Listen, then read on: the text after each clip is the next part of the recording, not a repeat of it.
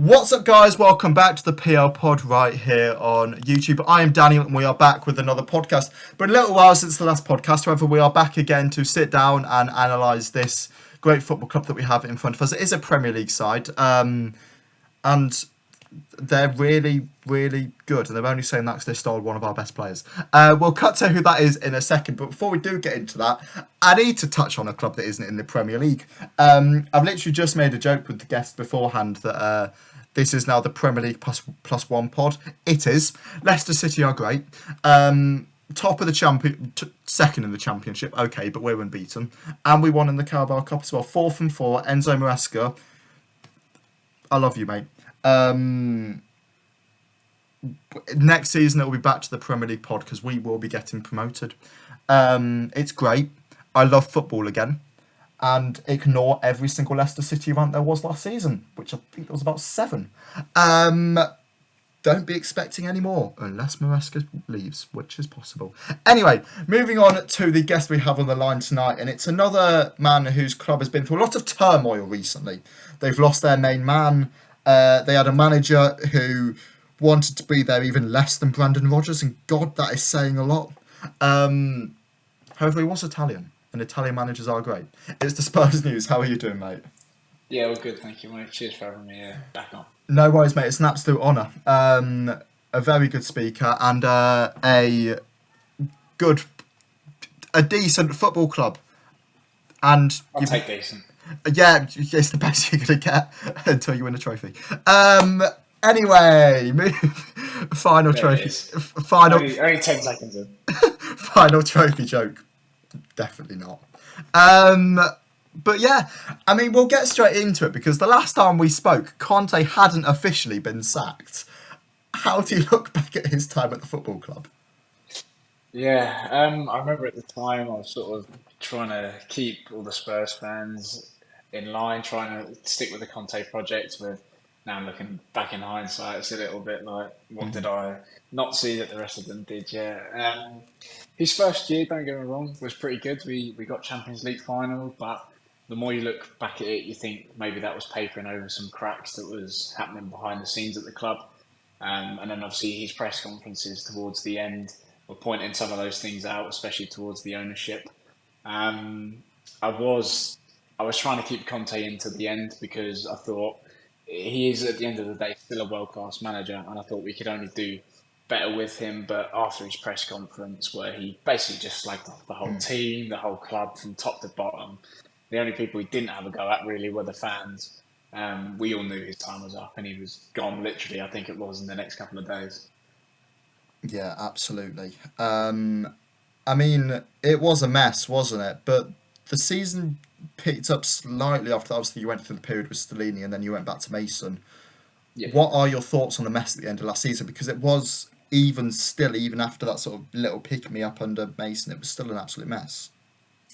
Yeah, I think the mess started from as soon as we sacked Conte, literally in the same statement, we announced that Stellini would be staying, and that came definitely as a big shock to not only Spurs fans and pages like myself, because when does a number 2 ever stay in the job after the main man has left? It almost never happens. So for him to stay, everyone was a bit like, okay, what's gone on here? Have they done some sort of deal behind the scenes? And at first, everyone was sort of like, okay, we'll sort of accept it because Conte had a couple of games out due to personal reasons during the season, and Stellini actually had a 100% win record with us. We even beat City as well. So we were all sort of a bit like, okay, we'll see where this goes. But literally from the first game, he was playing the exact same tactics in the same way, and we thought maybe there would be a little bit of difference, and the only bit of difference came is the Newcastle game where we were 5-0 down within, I think it was 21 or 22 minutes. Yeah. And again, Stellini was gone straight after that, and then we were on our third manager in 2 months, if that. And again, Ryan Mason is always sort of the boy to pick up the pieces towards the end of the season, really. But I think towards the last few games, the last 2-3 games, everyone just wanted it over, wanted it done with, forgotten about, really. Yeah, of course. I mean, it was a mess. You look back at that still. I mean, that Newcastle fixture was awful. I know they were riding high, and I know you lot went low, but You could go out, walk the dog for 20 minutes, come back down, sit down, and the game has completely changed. It was awful, but you did come back.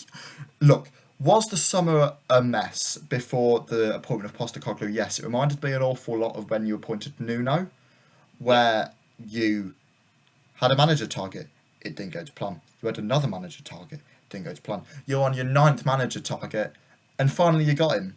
It was Ange Postecoglou. What do you think to the appointment of Postecoglou? And I mean, how far down the pecking order actually was he?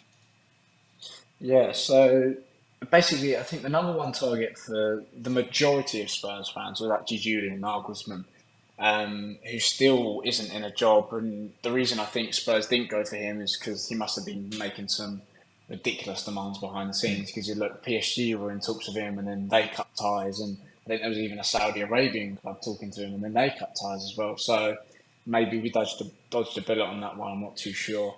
But yeah, we had the likes of Luis Enrique that was supposedly close. A lot of people wanted Poch back. If I'm being realistic, Postecoglou was probably, I don't know if it was as bad as Nuno, but probably still third, fourth, maybe even fifth down the list.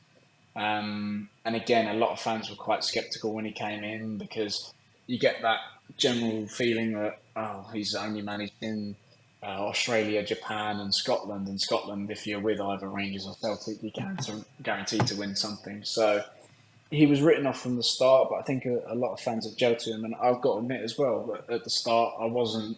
There were some fans saying that we shouldn't be getting him and starting hashtags before we'd even signed him. That wasn't me, but I was a little bit sort of like, okay, this is going to be a hell of a rebuild, hell of a project if we're still going to go with them. Yeah, of course, and that project has definitely started. Um, there's gonna need to be a lot of changes made. We've said that project has started, but obviously, we're near the end article. This club wants to be challenging for top four, challenging for trophies. I know some of those things are nigh on impossible. But do you think he will be given the time he sort of needs to make these changes? Because you look at the strength of the league at the moment, people had Yeah. said if Spurs get top six this season, it's a very, very big achievement. I was looking at it. I think I put you like eighth, maybe seventh or eighth, because I looked at it and I thought, well, you've got a new project. This is going to take time to gel. Do you think you will be given that 2 or maybe even 3 years he might need to sort of make this project gel? I think he will solely for the fact that Levy doesn't have a choice. He can't be seen sacking another manager within the last, 3 to 4 years. Mm. It would just be an absolute disaster. His reputation is already tarnished, to be honest. But doing that again would sort of just write anyone off. Why would a manager want to come to a football club knowing that within 6 months to a year he could easily be out again? Mm. Yes, with a massive payoff, but he's out of a job. His reputation has gone downhill a bit. Um, but yeah, as you say, I think Andrew also signed a 4-year deal. Okay. So I am expecting to see him here for the long run. And the fans at the moment, I know we're only 2 games into the season and a bit of pre-season as well. The fans at the moment are happy. And I think as long as Levy knows we're happy with the football, we're not going to be on his back too much. And especially after the United game yesterday, I haven't really heard anyone talking about Levy. So as long as he gives the fans what they want in terms of football wise, Tottenham are known for their attacking football. If we're getting that, then I think Levy has to give him the time. I mean, I was going to touch upon Levy later, but we will start to look at him a little bit now because you've mentioned it there. It's been a successful summer for Spurs so far. And we're also going to look at that later on. You still need to sign probably another centre back, if not maybe even two, because that centre back position Yeah. is a weak position for you guys. But we all know about how much everybody despises Levy at Spurs. Are those attitudes maybe changing a little bit? I know there's a lot of past history kind of there, but this summer he's done quite well. Yeah, maybe one or two people are starting to change their mind, but I would definitely say from the majority of Spurs fans, especially the majority of my follower base, Mm. are still completely against Levy because although the heat is currently being turned away, because as I mentioned, Spurs fans are getting what they want. We're getting attacking, good football. We're playing well at the moment. We played well during pre-season as well. The reason why Levy will never have people off of his back is just because the way the club is run in certain aspects. Now, as a business aspect, you could argue Spurs are one of the best run clubs in the league. The way we have our stadium set up and concerts and blah, blah, blah, all of that is brilliant. But the way they treat the football side is so poor. For example, the club raised membership prices and ticket prices about 20% for this season, especially during the cost of living. They didn't even give a real reason to why they were doing it. They just said that they were covering costs, but never expanded on what those potential costs were. And I think the THST, which is the Tottenham Hotspur Supporters Trust, they sort of ran the numbers, and this rise in 20% for ticket prices means that the club only get an extra 0.6% in revenue or something. So it's so minuscule, but to the fans, it's massive. And we bring Levy back in there, and he's had a choice in making that decision. So fans won't get off his back unless they reverse that decision. So. Of course, I mean that is crazy. Increasing ticket price in this kind of sort of atmosphere in the world is stupid. Yeah. Spurs don't need more money. They've got plenty. Look at the stadium they've already got. It's insane. You've got these concerts. I swear you're building an F1 track or something or other, a go karting track under the stadium. Yeah, under one of our stands, we're getting some sort of go-karting track, and it's unbelievable. Like you mentioned there, we are statistically the most profitable, or we have the most revenue in football in the world, out of any club, that be Real Madrid, Barcelona, United, just because we have these so many different extra avenues of revenue, and they're still increasing prices for fans, which, as I say, just paints Levy in such a bad light. Absolutely, absolutely. I mean, we'll revert back to what we were sort of speaking about beforehand. We've said that Postecoglou will be given that kind of time, but we've had a look at the business. Well, we'll have a look at the business so far that's been done this summer a little bit later on in detail. But just as sort of an overview, what do you make to the business that has been done? Do you think they've been doing well? Do you think obviously there's still more to do? We all know about the centre back situation. Somebody like Davinson Sanchez is still at the football club, regardless of he had a move I think to Moscow, wasn't it? That obviously he didn't want to do for personal reasons, which is understandable. Yeah. So I'm getting stick for that as well. By the way, can we not give players stick for not wanting to move to Russia? Like Yeah, that's ridiculous. that's fair enough. Like, I don't think I would want to either, even if I was awful. But what do you make to sort of the general business done in terms of bringing players into the football club so far this summer? Yeah, I can't lie. Obviously, speaking about leaving a bad light, but it has been pretty decent. Maddison, of course, your best player from last season, or best player in my opinion, coming in for I think it was around 40 million. Literally the perfect signing that we needed. We've attacked the positions we needed, so we needed that creative player. We needed a player up top, which is Solomon. He's coming. Yes. And then we absolutely need, as you mentioned, at least another one or two centre backs, solely for the fact that if, say, Romero gets injured, which he did against Brentford, got a head injury, so we brought off, we're back to square one, and Davinson Sanchez came on. Now, don't get me wrong, I'll happily admit Davinson Sanchez, weirdly, has been playing really well for us. I Okay. don't know why. But that still doesn't mean we don't need to go for another centre back, which we absolutely do. Yeah, but I mean we can sort of look at this a little bit later, but do you think they will be bringing in that sort of extra centre back? Yeah, as you mentioned, we'll look into it later, but I think it massively at the moment, or especially now, depends on outgoings. I don't foresee us bringing in anyone until we get some players out the door at the moment. Yeah, fair enough. We'll move on to a player who you have got out the door. You might have heard of him. His name's Harry Kane. Not sure if you have. You know, he Doesn't was ring a bell. he wasn't there for very long. He didn't score many goals either. It's not like he's your leading all-time scorer. What did you make of this departure in general? Obviously, it was a drawn-out saga. I got incredibly bored of it.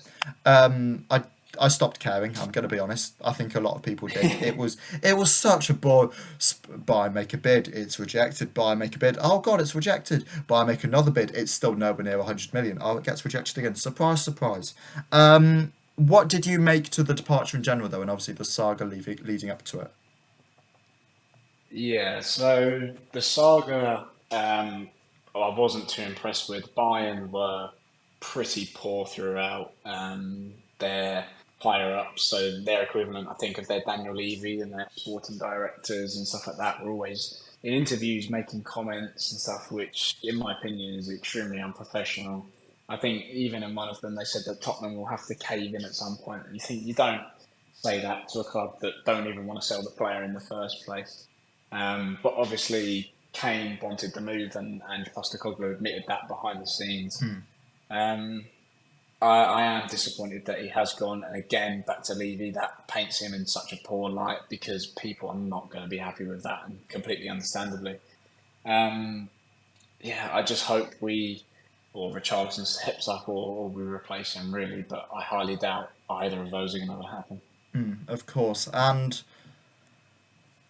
in terms of Kane, do you think he goes down as Spurs' best ever player? This is obviously a very loaded question because best ever Yeah. player, how far back you're talking. We'll say best ever player in the modern era. Because, I mean, for me as Leicester, Vardy goes down as the best ever player, but I'm not going to incorporate something like Gordon Banks into that conversation because I never saw the bloke play. Like, Yeah. obviously I didn't. In the modern sort of era, do you think Kane is the Spurs' best ever player? In my opinion, yes, solely for the fact because I saw so much more of him. And you bring up Gordon Banks there, someone like Jimmy Greaves obviously played for Spurs, but that was way before my time, so it'd be unfair to comment on that. But him and Bale obviously Yeah. were there for such a long time, but I think Kane just pips it for me solely for the fact he was at the club for, I think it was around 20 years or something. He stuck for us, stuck with us through thick and thin. He was just constantly performing. And he was a proper club man as well. Even during the transfer saga this summer, he was never, I want to say, disrespectful to the club. He never tried to force the move. He wasn't like sitting in Germany waiting for it to happen or No. anything like that. He still turned up to our pre-season games and bagged four against Shakhtar the next. So, in my opinion, he was our best player. Fair enough. And then we'll have a look at the other departures as well that have gone from the football club. We'll leave the best till last. Not there's no guesses. There's no prizes for guessing who I think the best is. Um, yeah, his name might also be Harry. Not giving anything away. But we'll start with a man who's sort of gone on loan to Leeds, and it looks like his Spurs career may or may not be over. It's Joe Rodon. Rodon is a funny one. We brought him in a couple of seasons ago. I think I might be mistaken. I think he was a Jose signing. And when he came in, we had the choice of him and Kim Min Jae, Oh God. and Levy just didn't pay. I think it was like only an extra couple of million for Kim Min Oh. Jae. And obviously, hindsight now, you think, Jesus Christ, what a One's playing for poor, Bayern, poor one's playing for decision that was. Leeds. Yeah, exactly. But Rodon came in, and even in his first season, he was okay when he played, but he just didn't get a lot of game time. Towards the end of last season, I think in January, he went out on loan to Rennes in the French league. And I did my sort of loan reviews, loan roundups every week, and I think he went 10 consecutive games without getting a single minute, despite being on the bench. Lord. So he was just not performing there, or not even playing, sorry, there.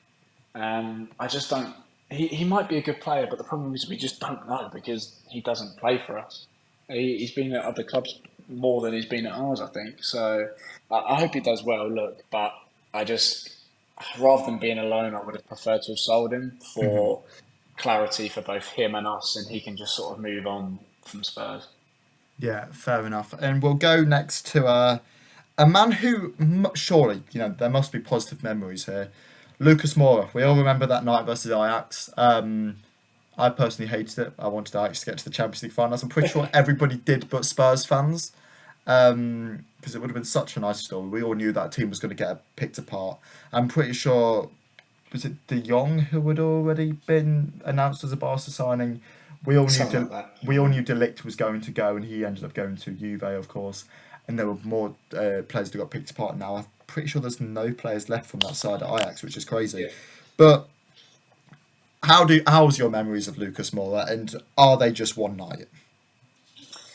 As you mentioned, yeah, he's sort of a cult hero really at Spurs. He won us that game single-handedly. I'd happily admit that.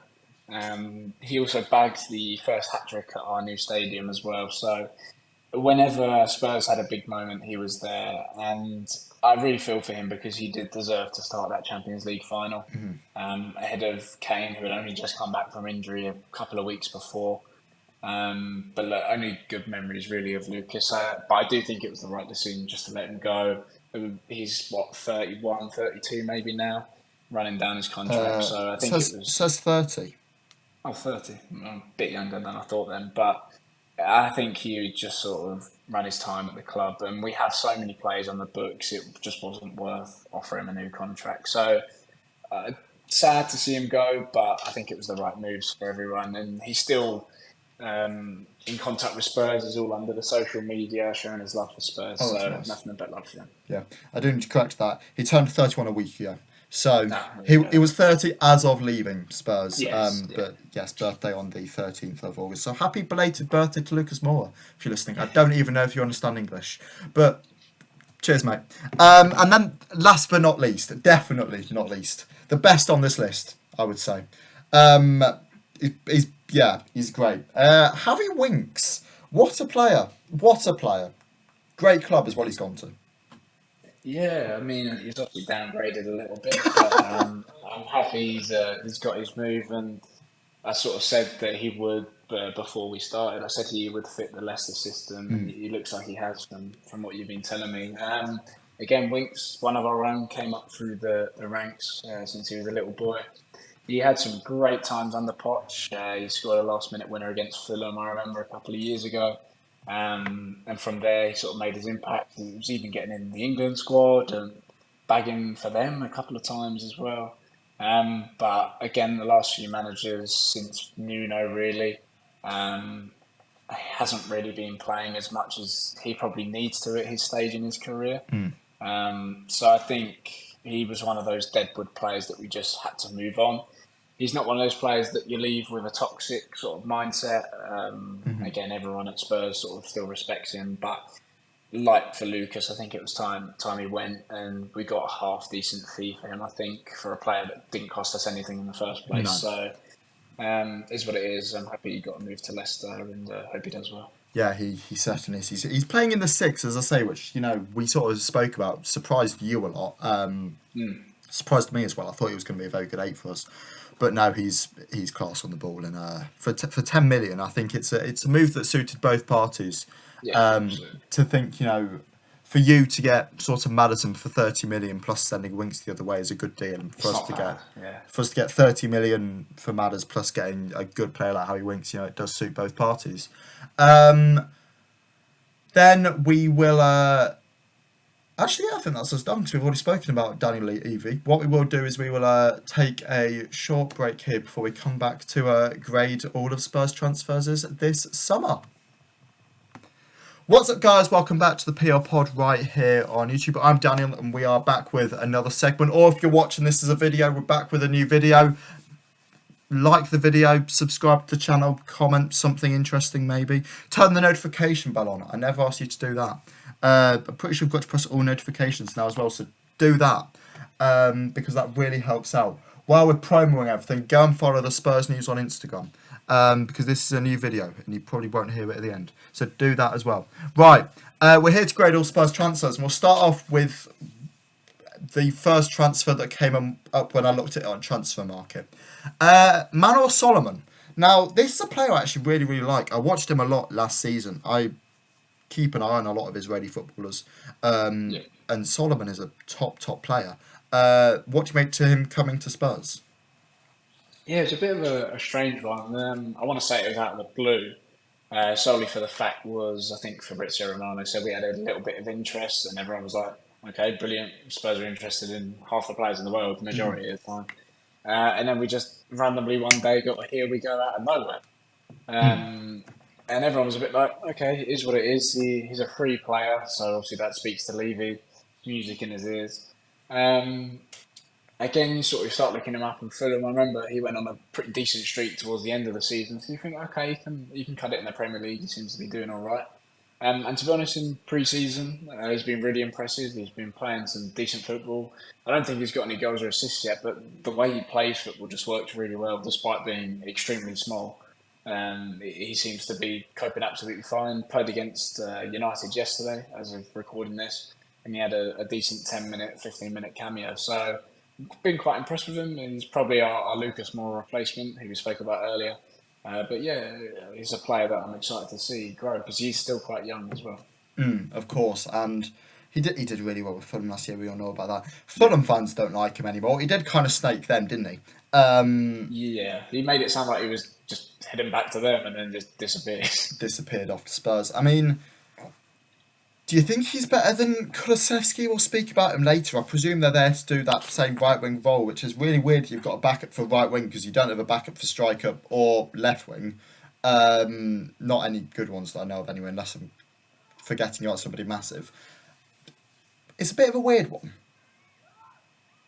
Yeah, it is. I mean, Kulu, look, his first 6 months at the club were pretty decent, um, but he sort of seemed to have dropped off form a little bit. So Solomon, I think he's just coming in to give Kulu that bit of a push, to make Kulu know that he's not the only one with that position. There are others available.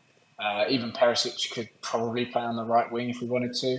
But Solomon is coming in as well for a little bit of a Brian Gill replacement, who's out at the moment for the next couple of months because he had to have some sort of surgery on his back or something.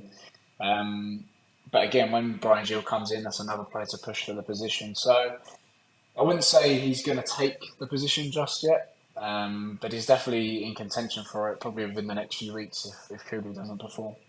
For sure. And I mean, we've discussed him there. I wasn't going to speak about it now, but we might as well. Kulusevski, what do you make of this permanent move? Obviously, a £30 million switch from Juventus to Tottenham.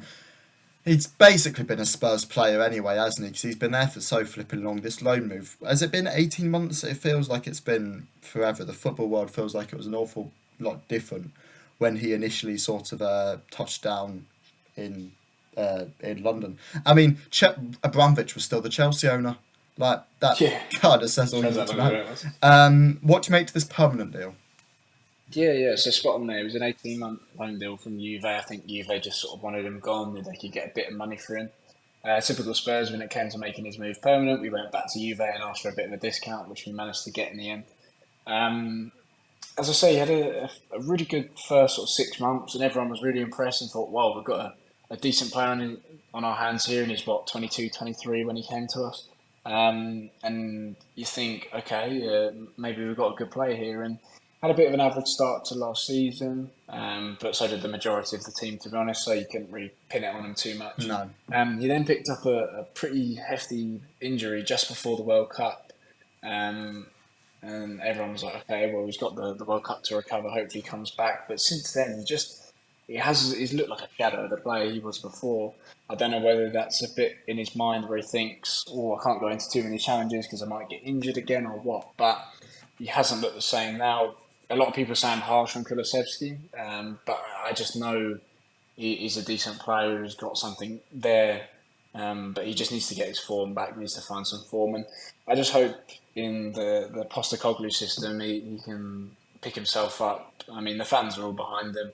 I haven't seen anyone saying that we should sell him already, even though we only brought him a couple of months ago. But yeah, it is a bit of a shock how far he's dropped off from what he was. But again, you need to give him time with the new manager. Give him a couple of months at least to see what he can do. For sure. I did say we were going to grade these as well. So if we give Kulusevski a grade first, then we'll go back to Solomon. What would you sort of grade Kulusevski? We'll go for the classic A to F system. We all know it. It's easier than the numbers because who cares? And it was A-level results the week just gone. So good luck to any of you that got them. Kulusevski, what would you give him A to F? Uh, Probably a B in terms of how much ability he has, and we know he has, and the fee involved, his age. Probably a B overall. Okay, I think that's nice. I'd have gone C personally. Solomon, what do you think about him? Probably a C A there, C, just okay. because again he's not much of a starter at the moment, but again young potential can do it in the Premier League. So I think we need to see a bit more, but I think a C is fair for him now from what we've seen so far. Fair enough. Okay, we'll move on to the next player then, and it's Ashley Phillips. What do you make to this transfer? Yeah, so I'd be lying if I knew much about him before we were Mm. interested in, but he looks fairly decent from what I've heard and seen about him. Spoke to a couple of Blackburn pages who were giving me a bit of a rundown, and they said that he was a good talent. Um, Definitely one for the future. He was playing with I think under 21s the other day, so not quite ready for that first team football yet. But one to watch out for in the future. Young, looks decent. So happy we signed them again. It was a very, very small fee. I think £2 million, Mhm. if that. So one for the future. Not too worried about it at the moment. No, okay, fair enough. And what would you give him a grade? I know it's very difficult to grade, but Yeah, as I say, it's difficult to grade. Maybe probably just a D for the fact that it'd be unfair to give him anything less, just because he is one for the future. We can't compare him with first team players at the moment. okay, fair enough. Right, we'll move on to a guy who definitely can compare. And a guy who I've stated, I'm pretty sure I've done him in one of the rating transfers. I don't like this signing. I don't see the point. Vicario, the goalkeeper. Why? Why? Why?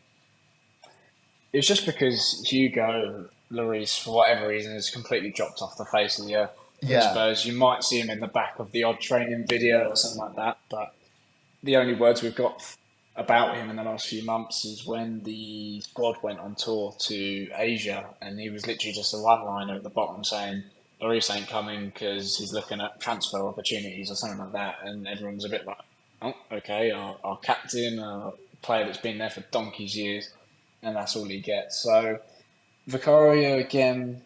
Maybe at first I thought he was coming in as a number two because we were still toying with a Raya deal. But it's definitely obviously clear now that he's coming as the number one. At the start, I was a little bit worried because he did look a bit shaky even during pre-season. Maybe because the defence that was in front of him it still wasn't the best because we didn't have centre backs at that time, good centre backs even. But saying that, against United yesterday, he had a really, really good game. Made a couple of decent saves, was commanding, didn't look as shaky, looked a bit more confident. So he's clearly one of those players that needs time to gel with the squad. As I say, still not overly impressed with him, but he's one of those players that, again, you got a new manager. I'm willing to give time to him. Fair enough. What would that grade be from the A to F? Probably, I know you might not agree with this, but I'd probably say a C. How much was it again? It was only like 16 million quid, if that. I mean, I guess that's not loads nowadays. It's still a lot of money though. As long as you bring in another keeper, fair enough. But he's just not good enough to be a number one, and he can't be brought in to be. We'll see. If we're We'll see. spending 16 million on backup goalkeepers nowadays, oh my god! I know Chelsea How spent much? How 20. much did Arsenal pay for Raya and Ramsdale? Yeah, but Ray is like probably going to take over, and Ramsdale Yeah, did I take think over. so. I mean, Sanchez will become a backup for Chelsea, and he was what 25. Yeah, The yeah. world's crazy. The world's. Can we stop, please? I don't like these new football fees. Why are stop? Saudi Arabia, go away. Just I'm not doing it. Go away. But I don't want to be like Europeanist. But like I don't like you. You're inflating everything. You're signing Otavio. You signed Malcolm for 60 million. Yeah, there's something dodgy going on there. You're signing Otavio from Porto for like 50, 60 as well. You're paying 48 million for Mitrovic. Like, Mitrovic is a good player, yes, but nobody else apart from Saudi Arabia are going to pay 50 million for Mitrovic. Nobody. Even Spurs need a striker, and you lot wouldn't pay. To be fair, you maybe No, would. not sure. But like We'll see. for 50 million, like 35, 40, okay. And I know in this market you wouldn't go for 35 or 40 because everything's so inflated. But like that's what he is. Yeah. He's a 35 million striker. And then in theory they should be able to go out and get a replacement for 20 million. But they wouldn't. Oh, I hate it. But people know they got money now. Yeah, it's stupid. I don't like this market. Saudi Arabia, go away, please. Thank you. Unless you want to buy any of our players. What do we think about Pedro Porro's move to Spurs from Sporting? Is it Sporting CP? Is that what they're called? Yeah, Sporting CP, Sporting Lisbon, one of Yeah, the two. Yeah, when we signed him, I think we spoke about it on one of the previous pods actually probably. as a player Spurs would be interested in. Good signing at the time. Now, we obviously, under Conte, his famous five-back system, he was the perfect match, a right wing back, bombing up and down.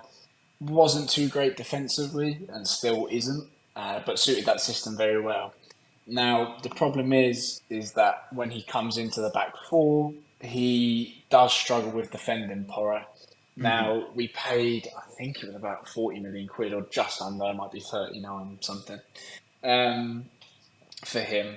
And you think, well, we haven't even technically made his transfer permanent officially. Okay. But obviously he's still here, so he's a Tottenham player. Yeah. Um, but as I say, he just doesn't really fit the system now. If Ange can get him to learn how to defend, then sure, we're good, we're laughing because Porro is a good player, attacking as well. Obviously, with the Ange system, he cuts inside and essentially plays as just another midfielder. So if he get him doing playing that, he'll be all right. Against United yesterday, he was okay. There was a lot of times he was completely out of position, but that comes with time. So willing to give him time in the AM system and see if he can test with Royale, but Royale probably gets the shout at the moment. Okay, fair enough. So how would you sort of grade that from the A to F? Probably a C, solely for the fact that he's still a good player. There's just that one aspect that he needs to work on. Okay, fair enough. Fair enough, absolutely. And then we'll move on to a man who I know a lot about. A lot about. I've watched this guy go from a boy to a man. A young child, some would say. He was 21. Or 20, I don't know. A young child. He looked about 5. And he's matured. He's been through a lot. He won the FA Cup. Did barely anything, but he won the FA Cup. And then he matured into a man. And now he's left for 40 million. It's James Maddison. What a signing. Honestly, yeah, thank you for your best player. Thank He, you for the during Premier League title. pre-season, yeah, during pre-season, he was really, really good. Brentford up there for man of the match, and it's the same against United. Yesterday, he's literally the perfect player for the system, and Postecoglou said it in his press conferences. Ever since Ederson left, he's just that player that we've been crying out for, that creative midfielder that we thought Ndombele was going to be, but he just decided he doesn't like football anymore. Yeah. But Maddison is a top signing for the price tag as well. I know he only had a year left in his contract, but I can't complain because he is a brilliant player. For sure. And then A to F. I know this is going to be like an A, and like, you know, it's going to Probably an A. No, I'm joking. Yeah, of course it's an A. Would you give it an A star? He is. I probably would, to be honest, just because he's, for us, the perfect player. Absolutely perfect. We should have charged you more. We could have got 50. You probably should have, to be honest. We essentially got Maddison for 30 million plus Harry Winks. When you look at it in today's market with Casado going for 115 Yeah, but mil, with a Lavia going championship, for I know 60 mil. I know Lavia's gone for a lot, but that was stupid. At the time, Maddison was the equal biggest departure from the championship, Yeah. alongside Is what it Ake, is. who went to City. Well, But yeah, James, I kind of miss you, ish. you Surprise- do, deep down. Yeah, but it's just wait until he starts mouthing off on Twitter. When he starts mouthing off at is it Alistair Gold? He's a big Spurs journalist, isn't he? Yes, yeah. Wait until he starts mouthing off at him. Because Then we'll send it back. oh, please. Moving on, because I'm not having another. I haven't had any James Maddison related breakdowns. I don't care that much. Van der Ven, he's a good player. Not worth 50 million though. Is he? Well, you say 50 mil. It was 42 million pounds with add-ons. So without add-ons, it's 34 and a bit. I think jeez. Okay. Which was so it's 34 million pounds plus 8 million add-ons on whatever. So where did I hear 50 from then? I heard 50 from somebody. Because people love to inflate prices, so it's like 50 million euro, but just under, and then people round it up. So it sounds bigger than it actually is, but is a top signing for us. Is a big signing. that we definitely needed after our mistakes last season. Yes. Our defence was shocking last year. It was up there with your Bournemouth, your Everton, your Leicester. We weren't that bad, were we? No, I just wanted to check you on that. So yeah, he was thrown straight in against Brentford. Literally had been at the club for I think about 3 or 4 days, and admitted he'd only had a handful of training sessions as well. But he looked pretty good against Brentford. He was probably up there with one of our best defenders, solely for the fact that Romero went off injured. But he's absolutely rapid as well. And yesterday against Man United, that showed. Tracking back with Rashford and Anthony and players like that. So I'm really happy we signed him. A player that we definitely needed for our type of football, because if we are playing that high line, we need that player that can get back quickly and recover. So really happy with his signing. Okay, and then how would we be grading this then on the A to F? So if we're saying Maddison's an A-star, I'd probably put Van der Ven at the A. At the A, okay. He's a good player. I do like him. I still think you possibly could have got better. You do need to obviously bring in somebody else. I'm still looking at that Bayer Leverkusen 3 of Tar, Tapsoba and Hincapié and going, how have none of those three been picked up? Like, they've got... Leverkusen want too much. they've got 3... Surely you can get Hincapié for like 40. Probably, but we tried for Tapsoba and they wanted like 60, 65 plus, so we sort of walked away from that one. That's fair enough. Tapsoba is the best out of the three, though. I mean, they've got 3 top centre-backs there. Like, even Tar's a decent centre-back. I wouldn't recommend him for Spurs because he reminds me a bit too much of just... This is going to seem really disrespectful. He reminds me a bit too much of a blob. And just there. Yeah, just like, not Harry Maguire level, but that kind of player who's not really quick enough, he's not really good enough in the air. He's just a bit of a blob. And that's not fat shaming before any of the new era comes out, because I'm sure there'll be some of you listening, some of you wokeness. We'll move on. Because the less I say, the better. I'll offend someone. Jonathan Tah, I think you're a good centre-back, though. I did think you should have come to Leicester. If you still want to come to Leicester, I'll happily take you. We just might have to pay Leverkusen a lot less. Last but not least, we'll move on to your new Argentinian striker. No, it's not Lautaro Martinez. No, it's not Lionel Messi. No, it's not... Give me another Argentinian striker. Julian Alvarez. It's not Julian Alvarez. It's Vélez. Yeah. Better than all of them. Better than all of them. He is better than all of them. And obviously that's officially known throughout football. Absolutely. But yeah, he's a bit like Phillips. He's a young player, definitely one for the future. But he played really well in Argentina. I can't remember off the top of my head what club he actually came from, but we paid about £11 million, £10 million maybe. So not bad. One of those investments for the future. And again, if he plays well, then he's only going to go up. So we signed him. He got his work permit in that, but he hasn't actually been involved in any matchday squads yet. For Brentford or for United, which is sort of understandable because he's still young. I think he's only 18, 19. And Postecoglou did admit that probably for the first few months we wouldn't really see any of him unless we play him against maybe Fulham for 10 minutes at the end of the Carabao Cup game, but I highly doubt we'll see him.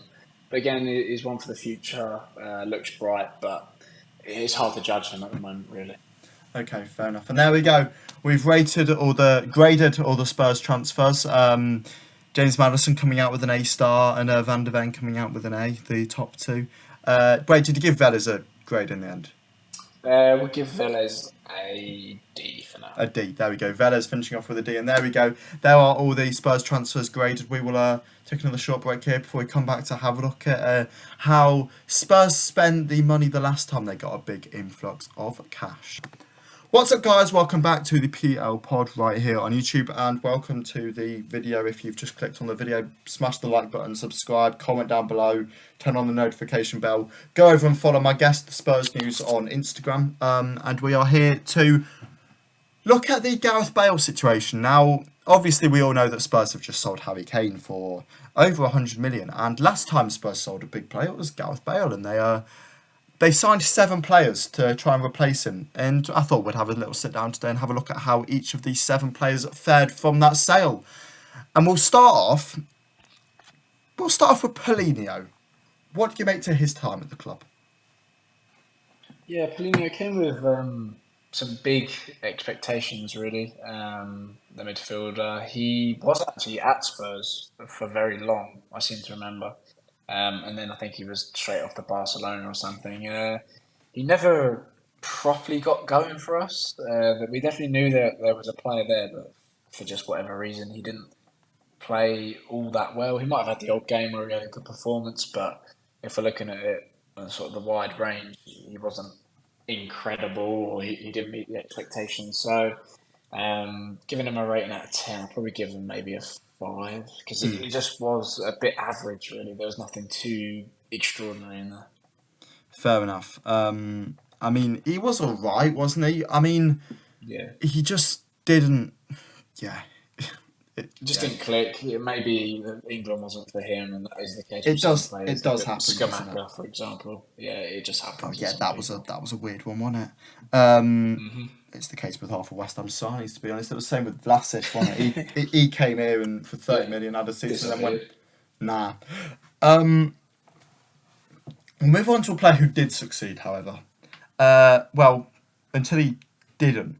Christian Eriksen. Now, obviously, we know what's happened with Eriksen since, but I think it is actually worth reflecting on, first of all, how good Eriksen was and how he did actually like start getting kind of bad and how he was sort of frozen out.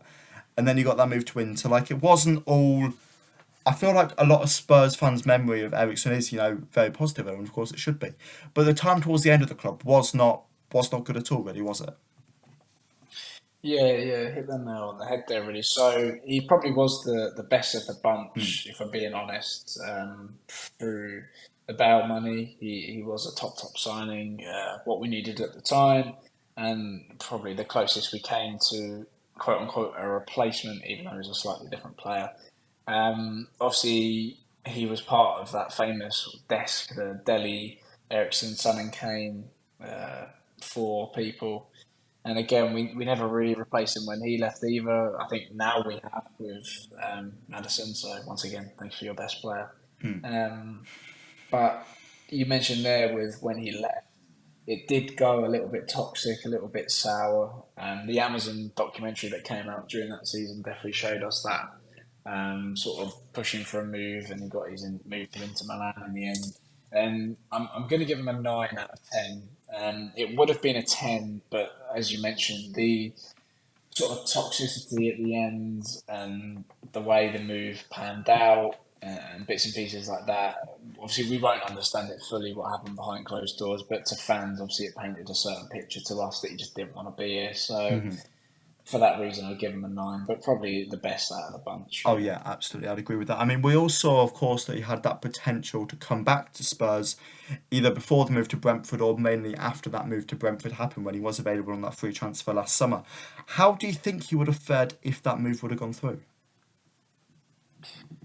Yeah, again, it's a bit of a difficult one because Conte was obviously his manager at Inter in the first place, Mm. and he played a decent amount, but not too much. And obviously, you got players like Barella and that were starting ahead of him. Hmm. Um, he might have done all right, but I don't know if Spurs, from their point of view, were willing to take on the risk because obviously he did have his horrible accident, and obviously he seems much better now, which is Mm. brilliant to see. But I just don't know if Spurs Conte might have been happy with it, but were Spurs willing to take on that risk from him? I'm not too sure. But if he did come back and say he played a lot for us, I think he would have done all right. Again, some fans might have held a bit of a grudge against him with the way he left, but at the end of the day, he's a top player, and I think he would have done well for us. I think, to be honest, after everything that happened I can't see many fans of having. I mean, you would have seen the reaction to the news more than me, but from what I was looking at, Yeah. surely there wouldn't have been nobody in football didn't like him after that. I mean, even Brandon Mm. Williams pushed him to the floor and then gave him a little hug. Like Yeah, I remember seeing that. He was like really angry, realised it's Ericsson. Ericsson, Yeah, give a little kiss on the cheek. I Yeah. mean, a bit weird, isn't it? Like if you're gonna go for somebody, go for them. Like don't just because they don't. If that's me, right, I don't want you not going for me because I've had a cardiac arrest. Like if you don't, I think if he was just worried it was going to happen again. I'd rather to get through this segment without making any jokes about it, but there we are. Sorry, Christian. We'll move to the Love next it. one. Now, this one did really work out. He was a really, really good play for you. Roberto Soldado. 10 out of 10, Yeah, surely. yeah. As you mentioned, he was probably the Spanish regen of R9 when he came to Spurs. Nah, yeah, he did have a great time for us at all, did he? If we're being honest, he was one of the players that I really remember that for some reason I just liked. For what I have no idea why I personally liked him. Just because when I was little, he was scoring goals, well, not many, but scoring the odd goal. He scored a Um, goal. Yeah, he just failed to adapt to the Premier League completely, and that does happen with some players. Um, so really, I'd probably call his time at the club a failure. But as a person, you probably can't fault him. But if we're going off Spurs time, it's probably got to be a 2 out of 10. He just didn't really do that much. I mean, he played 52 games. He scored 7 goals. Yeah. He scored 1 goal in his final season. He did get an assist as well, to be fair to him. Oh, But, brilliant. yeah, God, what a player. As you say, Spanish version of R9. Yeah, he weren't great, was he? He might be the Spanish And version of especially he's coming in he might be the Spanish version of R9, just like the one from like the final year of his career, where he was just fat, very for the R9 that we have now. very very fat. Well, Not no, I'm talking about Richarlison. No oh, more.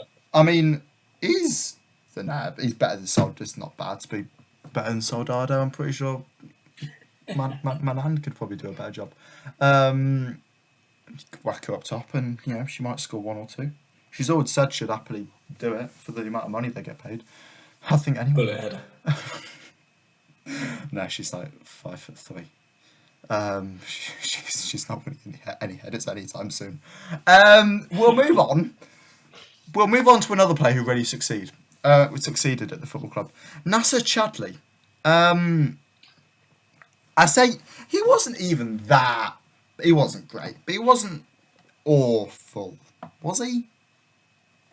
Yeah, he wasn't great, but at the same time, as you say, he wasn't that bad. Again, a bit like Pellegrini, he didn't do anything extremely special, but I wouldn't say he did anything majorly wrong either. He just sort of did his bit and went. A lot of fans didn't really rate him. I thought it was maybe a tiny bit underrated in my opinion, and did come up with the odd bright moment. Um, Again, I enjoyed him when he played for us. He had, obviously, I know it wasn't for Spurs, but he had his moment in the World Cup as well, which was He good did. to see. And again, I can't really say too much bad about him. So probably just going to give him a 6 out of 10. Just again, another bit of an average time. Fair enough. Yeah, I mean he's still playing now at the age of 34 for He is. Westerlo. Never heard of them. Who knows? Great on you, mate.